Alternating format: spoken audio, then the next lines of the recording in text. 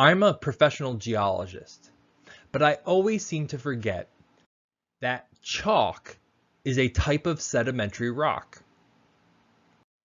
That's right, your everyday run-of-the-mill chalk is a special type of limestone, a sort of carbonate rock. I'm not entirely embarrassed that I forget it. After all, chalk is a really strange and unusual rock when you really think about it. The grains of this rock literally rub off when you press it to a surface. How odd is that? What other rocks do that? But you know what is really strange? Ancient Egyptians built the Great Pyramids of Giza out of limestone, and they've survived over 4,000 years thus far. Clearly, the Great Pyramids aren't made of the same sort of limestone. In this context, what makes one limestone different from another? What exactly does it consist of? Let's start from the beginning. By definition, a limestone is a sedimentary rock that consists mostly or entirely of calcium carbonate. This calcium carbonate may be present in one of two mineral forms, aragonite or calcite. Generally speaking, calcite is usually more common, particularly for limestones that are ancient. Calcite usually makes up 50% of a limestone or more. Calcite is just one of many minerals in the carbonate mineral family.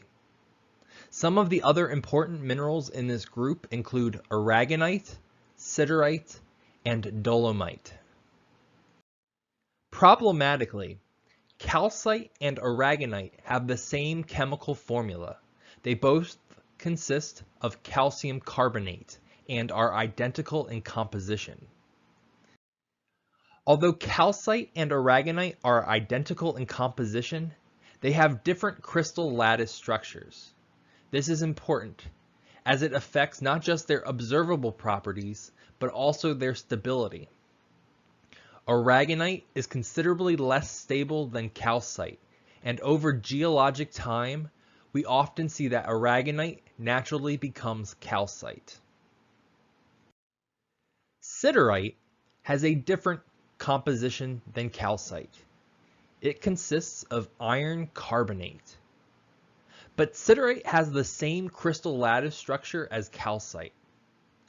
As a result, it can be very difficult to distinguish calcite from siderite and vice versa, based on appearance alone.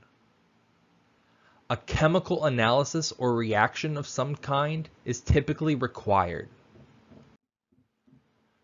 Dolomite has a different chemical composition and crystal lattice structure than calcite. It consists of calcium, magnesium, and carbonate. However, dolomite occurs as a sedimentary rock called dolostone. A dolostone is a rock that consists mostly or entirely of the mineral dolomite. Limestones and dolostones are both considered carbonate rocks and have fairly similar properties, making them difficult to distinguish. Luckily, neither aragonite nor siderite make up similar rocks. Fortunately, there is an easy way to distinguish calcite and aragonite from dolomite and siderite. We can also use this method to distinguish between limestones and dolostones. To identify and distinguish these minerals and rocks, geologists employ what is called the acid test. This test is simple. Simply drop a little hydrochloric acid on a sample. If the sample fizzes, then it means there was a reaction that produced a gas, carbon dioxide. Therefore, the sample must contain calcite aragonite, or dolomite. If the sample is a rock, therefore, it must be a limestone or a dolostone. You can usually go one step further for rocks as well. Limestone tends to be more reactive on the surface than dolostone. So if there's a lot of fizzing, then you can conclude that the rock is probably limestone. If there is no fizzing whatsoever, you can conclude that the mineral is siderite or something else entirely. Let's focus back on the rocks now. When it comes to the rocks, most dolostones are created from limestones through a process called dolomitization. Dolomitization is a complex process that occurs under a variety of conditions. It generally happens when the calcite in limestone is exposed to a fluid with high concentrations of magnesium and low concentrations of calcium. This causes mineral alteration of calcite, leading to the formation of dolomite. So overall, for this discussion of carbonate rocks, we're going to concentrate on limestone, given that it is usually the source of dolostone. Limestones consist of sediment from various sources. Many limestones contain large grains and particles called clasts. Some of these clasts are lithic fragments derived from weathering and erosion of pre-existing carbonate rocks. We refer to these lithic fragments as lithoclasts, and they are usually greater than 2 millimeters across. In the grand scheme of things, however, lithoclasts are not very common components of limestones. You never find limestones comprised entirely of lithoclasts. Bioclasts, on the other hand, are far more important. Bioclasts are particles, grains, or pieces of organisms, such as fragments of shells. Put another way, bioclasts are biogenous sediment. Bioclasts come from a variety of sources. Seashells, which are made of calcite and aragonite, are common grains in clastic limestones. Some of the most common bioclasts that you are likely to encounter in limestones come from mollusks that live in the ocean, like bivalves or clams, marine gastropods or snails, and cephalopods, which include relatives of squid and octopi that have shells. These mollusks all tend to produce hard shells made of aragonite, which can become calcite in limestone over time. Other ocean animals produce shells made of calcite.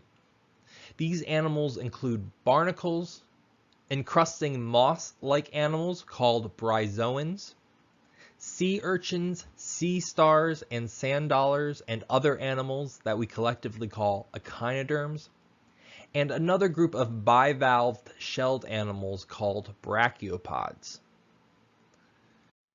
And of course, coral. Coral are heavy biomineralizers. They build absolutely massive reefs made of calcium carbonate. They generate a lot of bioclasts. But it's not just animals. Plants, algae, and microscopic organisms produce bioclasts as well.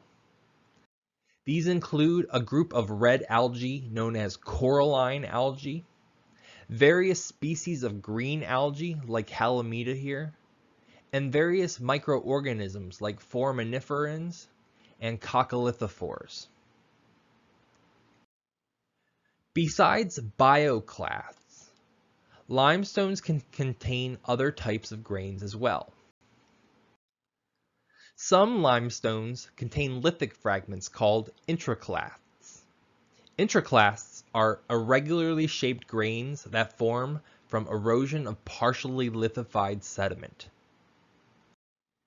A specific example of intraclasts are rip-up clasts. Rip-up clasts are gravel-sized pieces of clay or mud that are created when an erosional event removes pieces of clay-rich sediment and transports them some distance.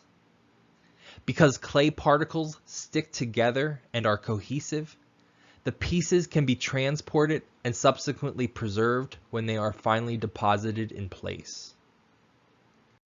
To understand this, picture a depositional environment where layers of mud are being deposited. Over time, these layers will be lithified through compaction and cementation. But before the sediment becomes solid rock, a flow could come and cause erosion, ripping up some of the material and transporting grains of this material to a new location where they will get redeposited in a new layer of sediment. We call these grains intraclasts.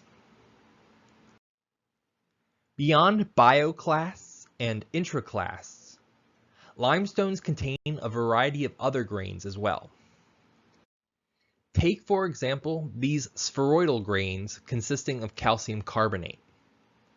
If they are less than 2 millimeters in diameter, we call them ooids. And if they are on the larger side and are more than 2 millimeters across, we call them pisoids. Ooids and pisoids have a distinct appearance. Typically, each one is a near perfect sphere or ellipsoid made of calcite or aragonite. If enough of them accumulate in a depositional environment, they produce a distinctive type of clastic rock called oolitic limestone. It is not unusual to find oolitic limestones where nearly every grain is an ooid. If you cut open one of these ooids, or make a petrographic thin section from oolitic limestone like this, you can see that each ooid resembles a tiny concretion. Each ooid consists of rings or layers of calcium carbonate surrounding a central nucleus. In some cases, the nucleus is simply a particle of sediment, but in other cases, the nucleus is a bioclast. Here, you can see an ooid where the nucleus is the shell of a microorganism called a foraminifer. Evidently, a chemical reaction caused calcium carbonate to precipitate layer after layer after layer surrounding the foraminifer shell until it was entirely encased inside of the ooid. In this sense, ooids and pisoids represent a type of hydrogenous sediment.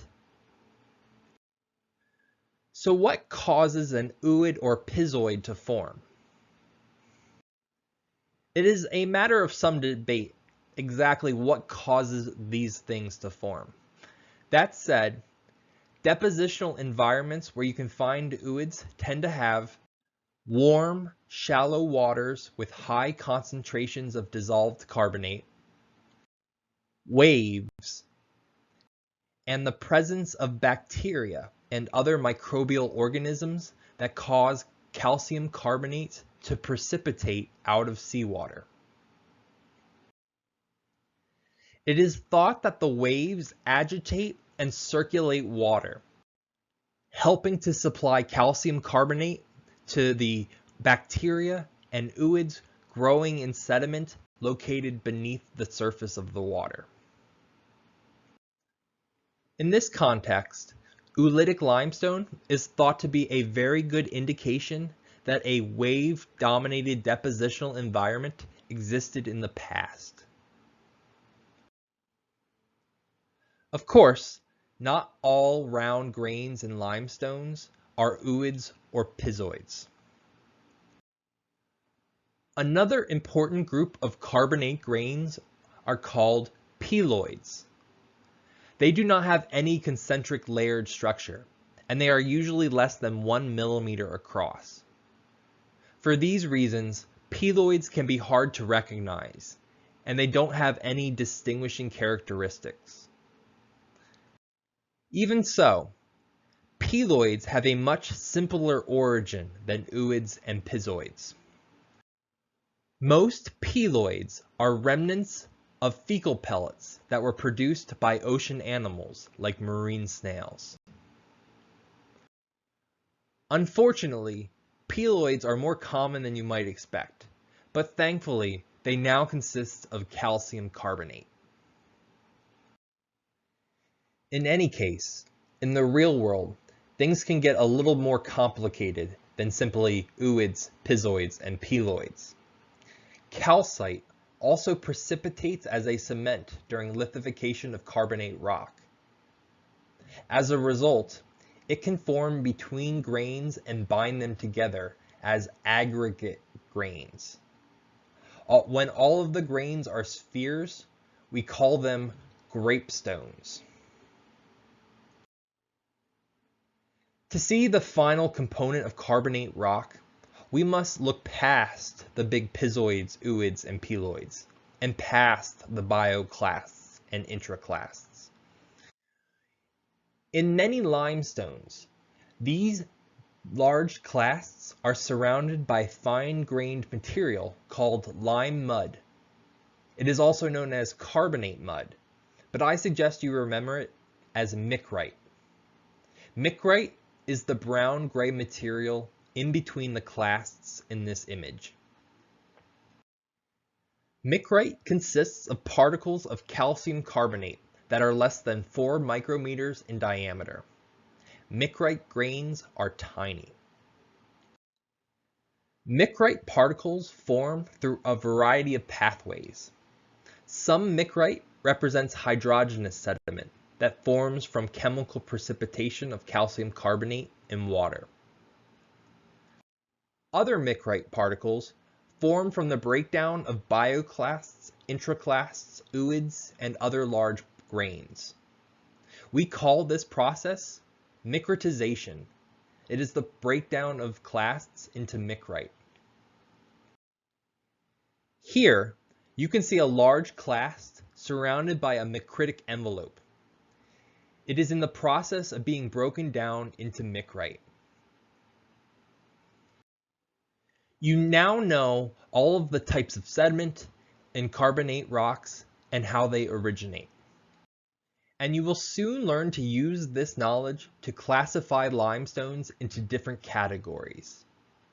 But before we attempt to classify limestones, let's return to the topic of chalk.